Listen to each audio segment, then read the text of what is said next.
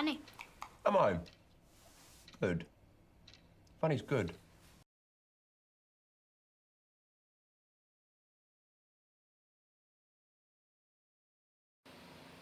Okay, it's Heather from Pixel Gamer Girls, and we... Whoa, where did you come from? No, we're gonna be making the fishing custard from Doctor Who, and this is me from the future 20 years from now. Actually, no, I'm her mom. Hi, everybody. Lies, it's Pixel Gamer Heather from 20 years in the future. Alright, let's get going.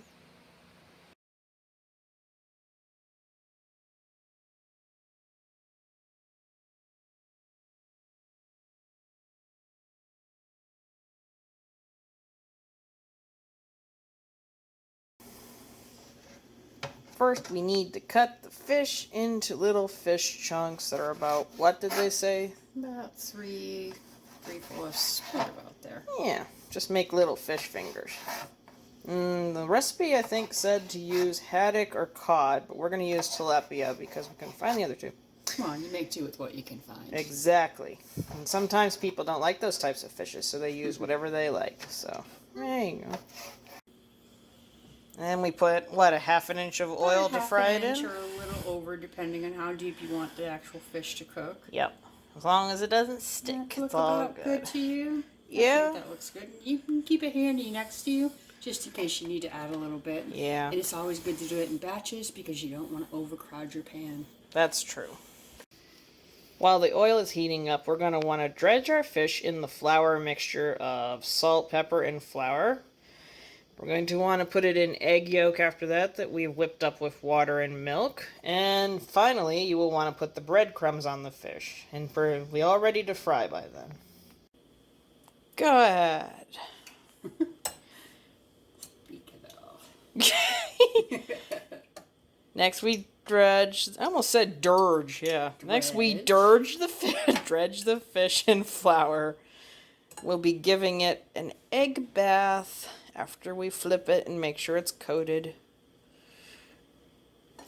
Like so. Now, Mom, do you know the reason why we dredge fish? So that the breadcrumbs will stick to it. See? I didn't know that when I first started cooking. I was just oblivious to the universe. Make sure it has a good coating so that it cooks and gets crunchy. And gently step back so that the oil Pretend that Satan is in that pan. And it's not going to toil too bad because we kept it at a moderate temperature. We did. Didn't overdo it. And we're going to rinse and repeat on that process until about half of the batch of fish is in the pan. You're not going to want to overcrowd your pan because if you do, your fish will get too oily and then it'll take too long to cook. Yep. So you want to put half your amount in at one time and then continue in and go from there. Alright.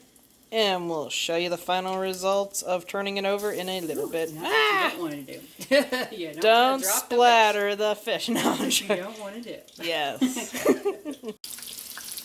Halfway through, we flip the fish over to, what do you call it? To show their golden brownie goodness, yes. But the other side can equally cook. Those are beautiful. And you know, some of them can be a little lighter and some of them can be a bit darker because you have to remember if they're thinner, they're going to cook a little bit quicker, so they'll be a little bit darker. Like in our situation, on the oven and other ovens, sometimes the burner cooks faster in the middle, and then the outsides are like, ha, you think I'm going to cook. That's cute. So if that's the case, and you think that's the case, then take the ones that are a little browner and move them to the side. So the ones that are less brown can brown up quicker. In the middle. Yeah, that's what I do. Just like that. Alrighty. Guess we'll see the end result of the fish in a little bit.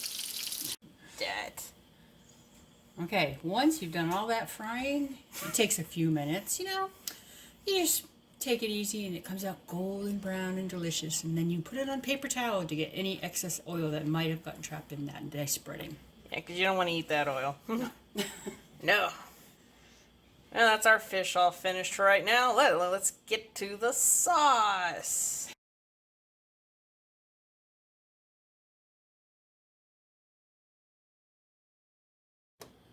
We're going to put a very small saucepan, or kettle in this case, on a very low heat so that we can melt our butter and combine our flour, which I will show you in a moment. Once your butter starts melting, get off to hook. You can add in your flour and try to spread it around the pan. And you will start whisking it. It's going to make a kind of crumbly, thick concoction, but Once you add your milk, it'll it'll thin it out. Yeah.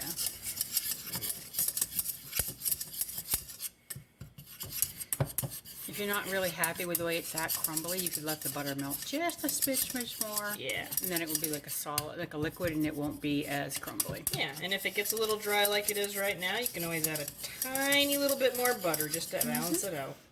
Now we're going to remove our roux from the heat and take our 1.5 cups of milk and start stirring it in slowly.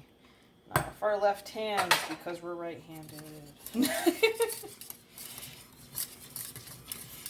And once you get it starting to go together, you can put it back on the heat to help it thicken up some.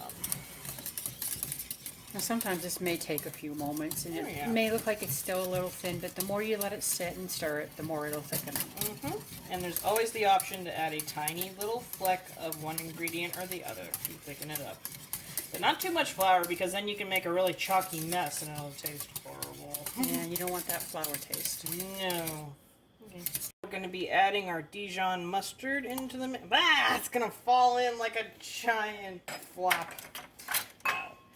We'll put our smushed up cup of shredded cheese. This is about as graceful as I get during videos, so. We'll put the very end of our spices, which is the turmeric and the sprinkle of pepper to give it some flavor. And back to whisking.